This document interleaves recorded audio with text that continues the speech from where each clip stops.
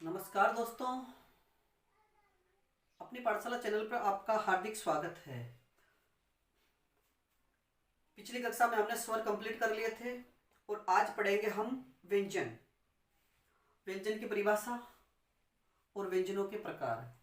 व्यंजन कितने प्रकार के होते हैं उच्चारण स्थान के आधार पर, और ओष्ठाकृति, मुखाकृति, उनके स्थान। तो हाँ, शुरू करते हैं पहले व्यंजन। व्यंजन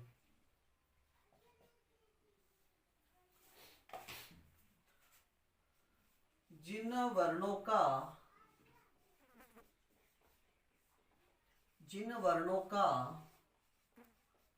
उच्चारण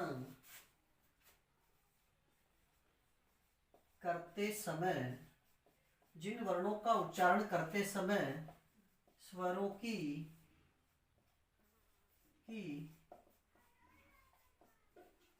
सहायता ली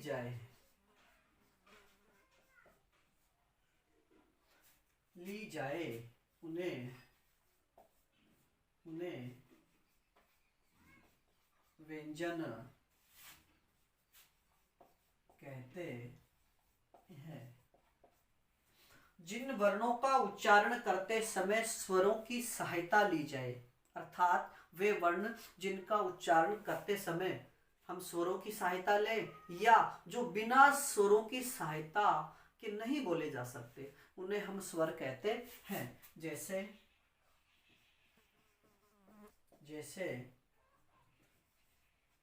क,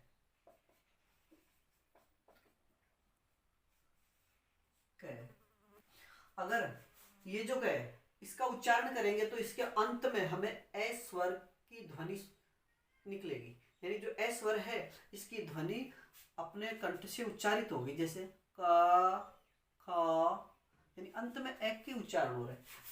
और अगर इसको ए को बाहर निकाल दें तो फिर इसका अधिक विभाजन भी नहीं हो सकेगा और फिर इसका हम पूरी शुद्ध उच्चारण नहीं कर सकते। इसलिए वैसे देखा जाए तो ये शुद्ध व्यंजन माना जाता है और इसको कहेंगे अशुद्ध व्यंजन। इसको बोलते हैं अशुद्ध व्यंजन। तो ये होता है शुद्ध व्यंजन। शुद्ध व्यंजन इस प्रकार जिन कोई भी वर्ण हो, कैसे लेकर के है तक हो, कैसे लेकर है तक के जो वर्ण होते हैं उनको हम ककारा कहते हैं। तो इनमें सब में ए स्वर मिला होता है। हमने पिछली कक्षा में पढ़ा था कि स्वरों की संख्या 11 होती है, लेकिन इसकी मात्रा 10 ही होती है, क्योंकि ए की जो मात्रा है वो हमें दिखाई नहीं देती और ए की कोई मात्रा नहीं होती। ए की प्रत्येक व्यंजन में मिला होता है जिसमें हलंत न हो। अब है व्यंजनों की संख्या, यानी मुख्य रूप से देखा जाए तो व्यंजनों की संख्या 33 होती है। एक बार पूरे व्यंजन में लिख देता हूं।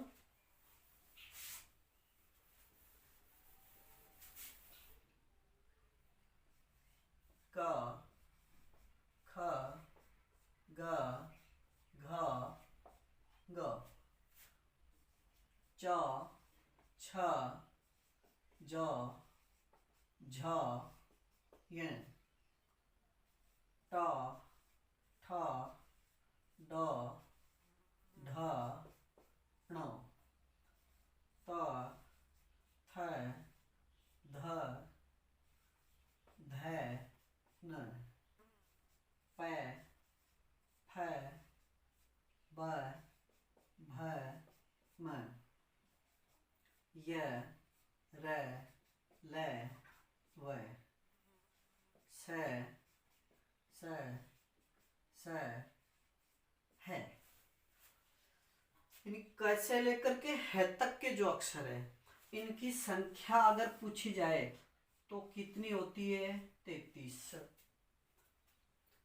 इसको बोलते हैं क वर्ग, यानी जो केवल लाइन है इसको क वर्ग, च वाली को च वर्ग, ट वाली को ट वर्ग, त वर्ग, प वर्ग। यानी कैसे लेकर के प तक के जो वर्ण है इनको वर्गों में गिना जाता है। इनको वर्गों में माना जाता है, यानी क वर्ग, च वर्ग, ट वर्ग, त वर्ग और प वर्ग। अब इनका उच्चारण स्थान, जैसे प्रत्येक का अपना अपना उच्चारण स्थान है।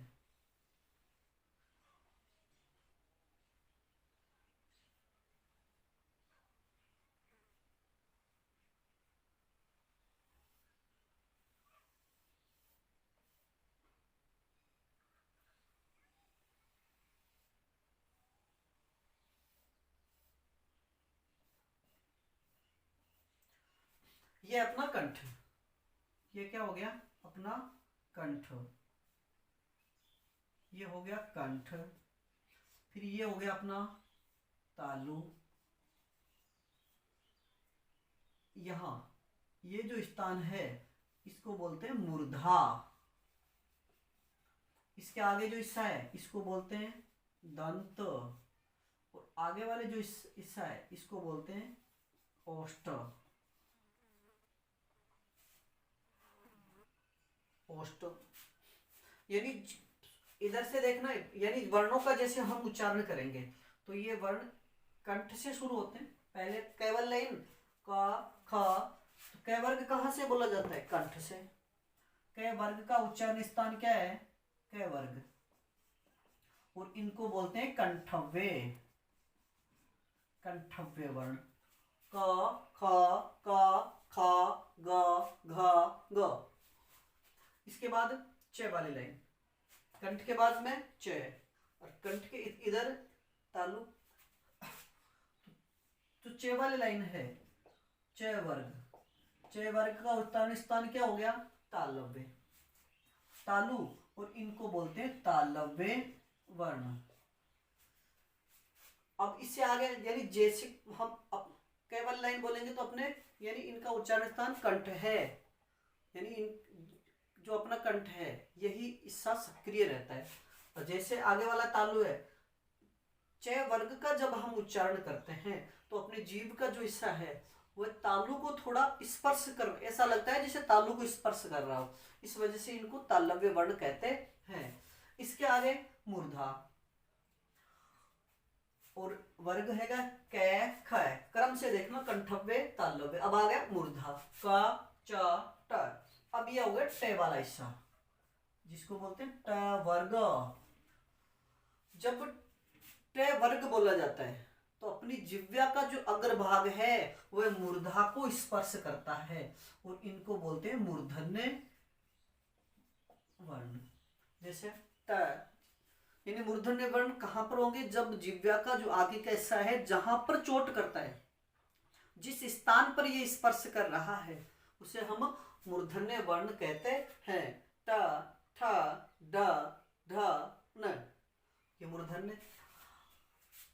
क वर्ग हो गया, च वर्ग हो गया, ट वर्ग हो गया, अब है त वर्ग, और इधर आ गया दंत।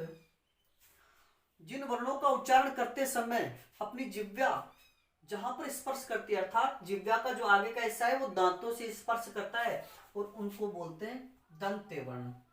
और वर्ग कौन सा रहेगा? ता वर्ग, और दंते वर्ण। अब आ गया त वाला हो गया प। जिन वर्णों का उच्चारण करते समय दोनों होठ आपस में स्पर्श करें उसे बोलते हैं ओष्ठ्य वर्ण। और इसमें त के बाद में प, तो यहां पर कौन सा वर्ग आ जाएगा? प वर्ग, और इन्हें बोलते हैं ओष्ठ्य वर्ण। ओष्ठ्य वर्ण। कंठव्य यानी क वर्ग कहां से बोला जाता है? क वर्ण का उच्चारण स्थान कौन सा हो गया? कंठ, कंठव्य। क वर्ग, क के बाद में च, फिर आता है कंठ के बाद में तालु, तालव्य। यानी जिन वर्णों का उच्चारण करते समय अपनी जिह्वा तालु को स्पर्श करे उन्हें तालव्य, इसमें आ जाएगा च वर्ग। फिर आ गया ट वर्ग, जिह्वा का अग्रभाग जब मूर्धा को स्पर्श करता है तो उनको मूर्धन्य वर्ण बोलते हैं, और इसमें ट वर्ग आता है। तो ये हमने उच्चारण स्थान, ये इनके उच्चारण स्थान यह रहा, इनको बोलते हैं अंतस्थ। यानी या र ल व का उच्चारण करते समय अपनी जो जिह्वा है या फिर ये जो वर्ण है मुंह में तालु, दंत, मूर्धा यानी प्रत्येक स्थान पर ये स्पर्श करते हैं। और इनकी संख्या 4 है, इनकी 5-5 हो गई। स और है, इनको बोलते हैं ऊष्म वर्ण। जिन वर्णों का उच्चारण करते समय एक घर्षण हो और उसमें यानी होता है हवा, गर्म हवा मुंह से जैसे बाहर निकल रही हो, तो उन वर्णों को कहते हैं हम ऊष्म वर्ण। इन्हें हम ऊष्म वर्णों की श्रेणी में गिनते हैं।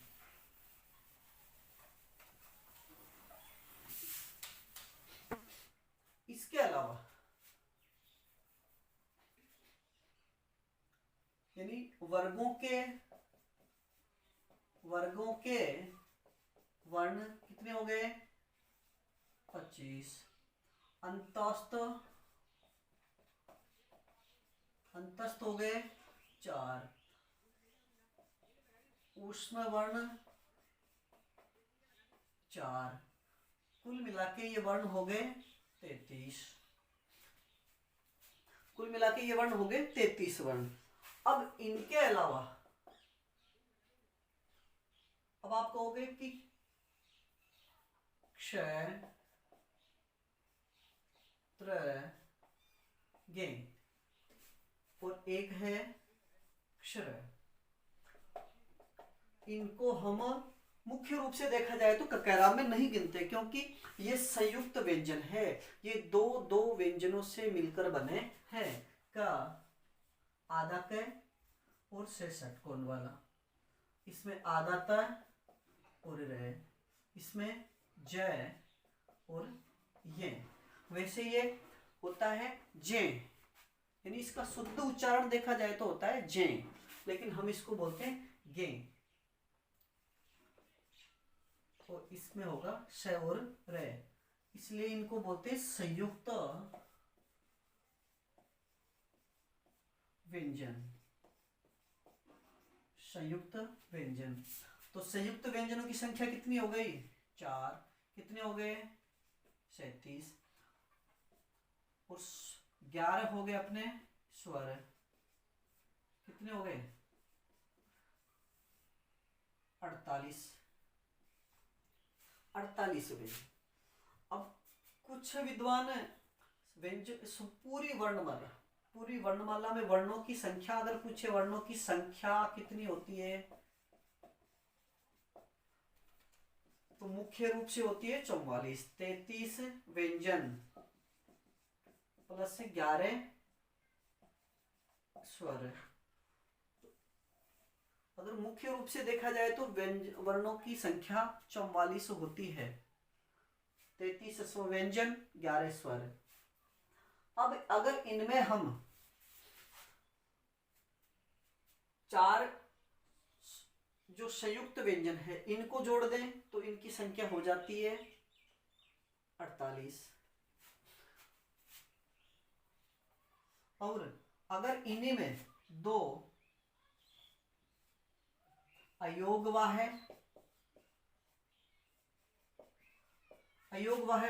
वर्ण अंग और अह, इनको गिन दे तो इनकी संख्या हो गई 50।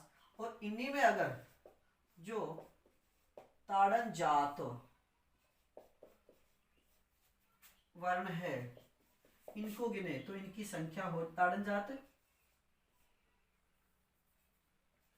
ड और ढ, इनको भी गिन दें तो इनकी संख्या होती है 52। कुल मिलाके वर्णों की संख्या कितनी होती है? अगर हम स्वरों को, व्यंजनों को, संयुक्त व्यंजनों को, अयोग वाह्य वर्णों को और ताड़न जात जो वर्ण है इनको गिने तो इनकी मुख्य रूप से संख्या होती है 52। यानी कुल संख्या हो गई 52। और अब हम कल पढ़ेंगे वर्णों के उच्चारण स्थान और इनके वर्गीकरण। तब तक के लिए राम राम।